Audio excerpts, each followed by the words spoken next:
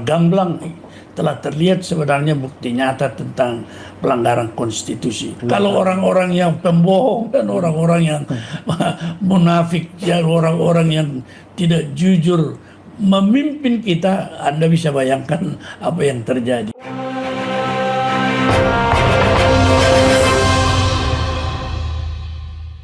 Halo Sobat DDR, ketemu lagi di FNN Channel dengan saya Jarod SP.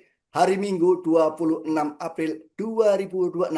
Jangan sampai kalah kita dengan gerakan-gerakan masif relawan Gibran di berbagai daerah. Cak Dodo akan menyampaikan seperti apa antisipasinya. Assalamualaikum Cak Dodo, salam FNF.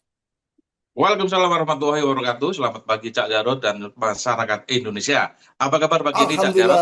Alhamdulillah, minggu lagi pagi sehat, menjaga tubuh tetap sehat ya. Dalam sehat ya, tubuh yang sehat, dalam jiwa yang sehat, terdapat jiwa yang sehat.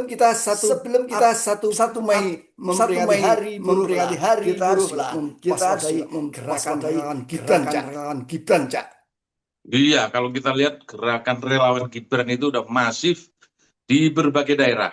Dan itu kemudian disebarluaskan melalui jaringan medsos mereka, Laskar Gibran, yang sudah diresmikan di 34 provinsi. Dan setiap hari kita bisa melihat di beranda kita muncul dengan sendirinya kegiatan Gibran di berbagai daerah.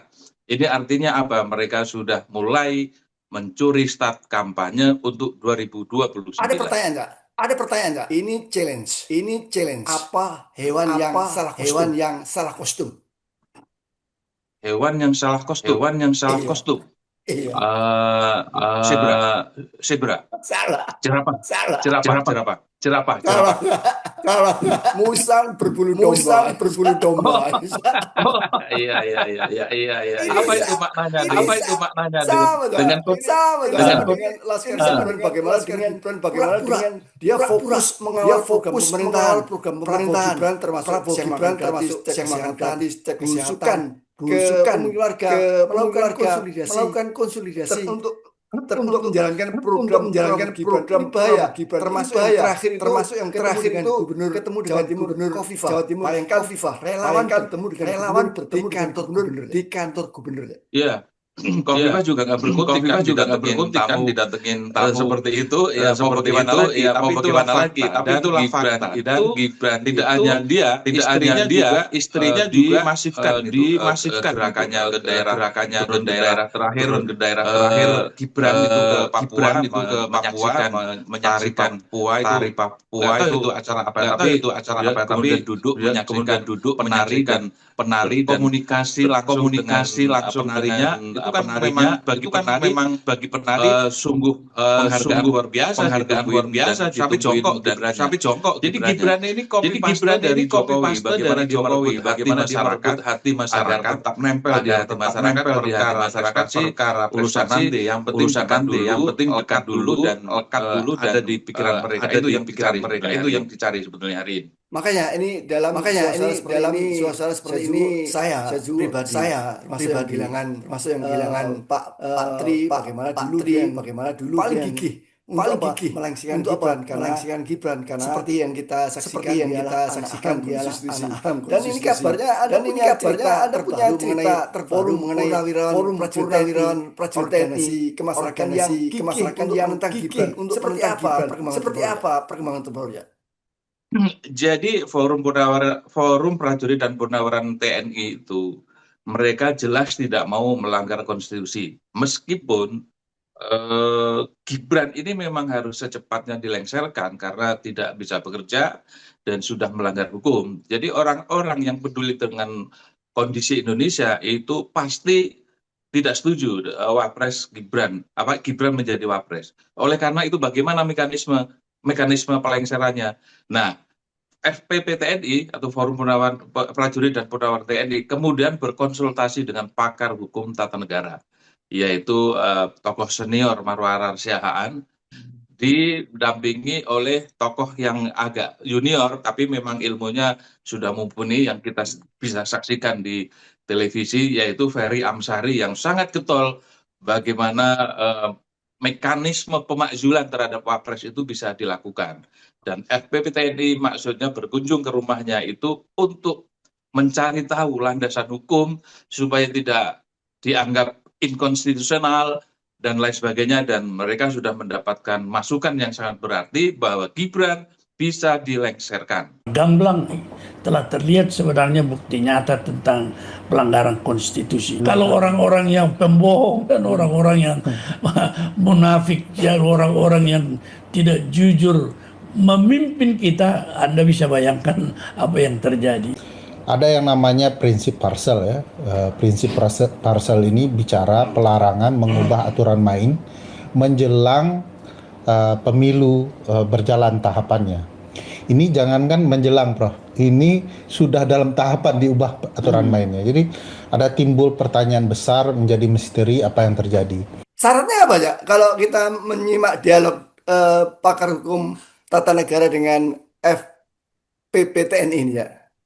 Kalau syarat pemakzulan Wapres itu kan hanya dua, satu melanggar hukum, kedua melakukan tindakan tercela. Ada syarat-syarat lain, tapi dua syarat ini sebetulnya sudah bisa dilakukan karena sudah jelas alasan itu.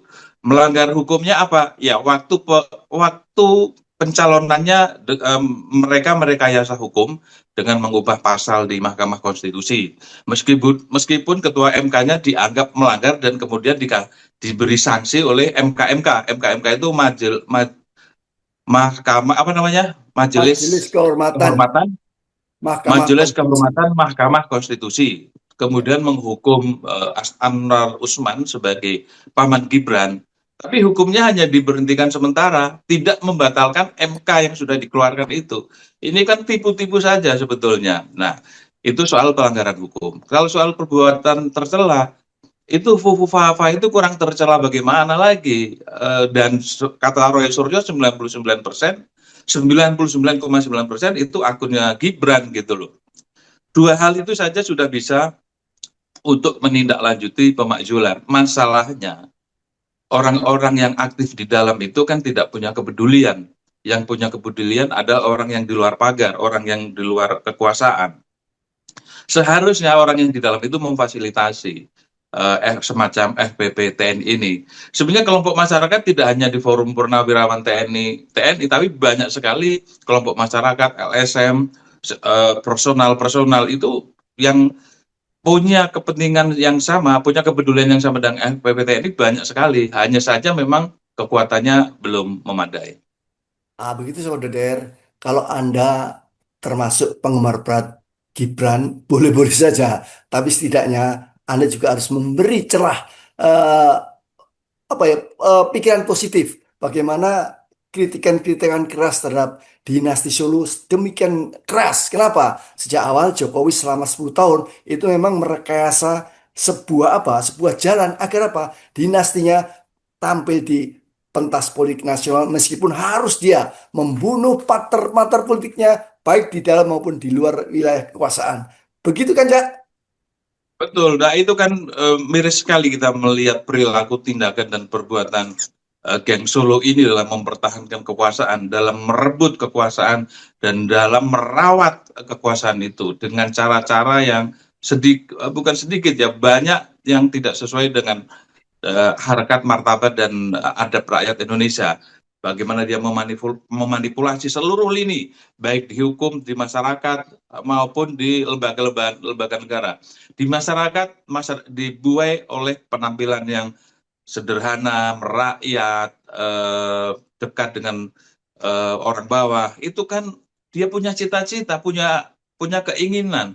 Begitu keinginan tercapai, ya lupa gitu. Kalaupun nggak lupa, paling dia hanya memberi sekian, memberi cipratan aja ala kadarnya. Gitu. Jadi tolong masyarakat Indonesia agak sedikit kritis ya terhadap perilaku pejabat kita yang sebetulnya sudah secara kasat mata pelanggarannya, manipulasinya, rekayasanya, dan lain sebagainya, itu sudah tampak dengan jelas. Nah sebetulnya di luar soal pemakzulan, mekanisme untuk untuk melengsarkan Wapres itu sebenarnya ada di luar pelanggarannya, adalah kemauan diri sendiri. Jadi kalau Gibran dengan kemauan diri sendiri mengundurkan diri, itu juga nggak lama prosesnya, nggak perlu pakai sidang di DPR, diuji di MK, kemudian diputuskan di MPR, tidak harus seperti itu. Mengundurkan diri saja. Nah, pesan kita adalah Gibran sebagai anak muda, tolonglah gunakan harus sadar diri. Kesadarannya tolong digunakan. Baca medsos, baca masyarakat, dan juga tanya kepada pakar, pakar hukum, pakar agama, pakar seluruh pakar, apakah dia layak jadi presiden. Mungkin 99% menjawab tidak layak. Kalau tidak layak, ya mundur. Buat apa kekuasaan, jabatan yang diemban, kursi yang diduduki itu panas setiap hari. Dikritik orang, dibully, dicaci maki, bahkan dilecehkan, terus dipersoalkan sepanjang masa. Apa enaknya? Apa sih di dunia ini yang mau dicari? Kalau hanya sekedar kekuasaan 5 tahun. Itu aja saya ingin menyadarkan, kalau mundur dengan sendirinya itu jauh lebih efektif. Kalau melihat konstelasi politik di DPR, apakah memang agak berat ya untuk melengsarkan Gibran, memakzulkan? Terus kira-kira langkah FPP TNI apa lagi, Cak? Mungkin yang bisa diberi bocoran kepada sobat-sobat Doder ya. Ya, dia akan terus menyuarakan ini pemakzulan Gibran ini supaya gaungnya terus bersambut dan viral, dan kemudian persepsi masyarakat Indonesia menggumpal jadi kekuatan yang lebih besar bahwa ini ada persoalan serius yang sudah berjalan bahkan sejak sebelum lahir menjadi wapres itu sudah jadi masalah karena sudah diprediksi, dan kemudian jadi wapres dan dipaksakan kondisi seperti ini. Nah, ini negara kan amat sangat tidak nyaman dengan kondisi seperti itu. Catatan juga untuk para legislatif di Senayan, gunakan juga pikiran kalian untuk membaca situasi bahwa nuansa batin masyarakat Indonesia sebagian besar tidak nyaman dipimpin oleh Gibran, termasuk juga para menteri, para anggota dewan, para ASN, pejabat, dirjen. Itu nggak suka, cuma mereka kan nggak berani ngomong karena mereka sedang menjabat.